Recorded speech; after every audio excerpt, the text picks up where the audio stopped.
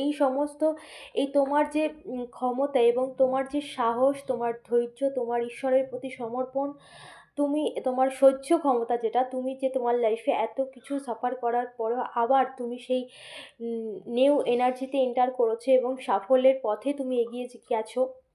তো সেটা দেখেই কিছু মানুষ তো হতবাক, যারা তোমার নামে একটা টাইম প্রচুর গসিপিং করতো, তোমার নামে আজে বাজে কথা বলতো, তোমাকে নিয়ে মিথ্যে গসিপিং করতে, সেই সব নেগেটিভ মানুষজন তারা মানে তোমাকে দেখেই একরকম অবাকই হয়ে গেছে। তারা এটা নিয়ে গসিপিং করছে যে এত কিছুর পরেও কি করে সম্ভব, কি করে সম্ভব এই সমস্ত আহ, তোমার উপরে কিন্তু কোনো নেগেটিভ রিচুয়ালও করা হয়েছিল তোমার আর্থিক স্টেবিলিটিকে বাধার জন্য কিন্তু নেগেটিভ রিচুয়ালও করা হয়েছিল, যেখানে তোমার আর্থিক স্টেবিলিটি যেন না থাকে, তুমি যেন একদম পুরো আর্থিকভাবে লো হয়ে যাও এবং তোমার স্লো মানে তোমার যে কেরিয়ারের দিক থেকে কিন্তু যাতে তুমি পুরো আর্থিক দিক থেকে স্টাক হয়ে যাও। এটা কিন্তু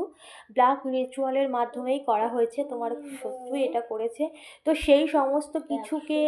উপেক্ষা করে, সেই সমস্ত নেগেটিভ সিচুয়েশনকে সম্পূর্ণভাবে তুমি তার থেকে ওভারকাম করে নিয়েছো, এই সমস্ত কিছু দেখেই তারা এটা ভাবছে এটা কি করে সম্ভব।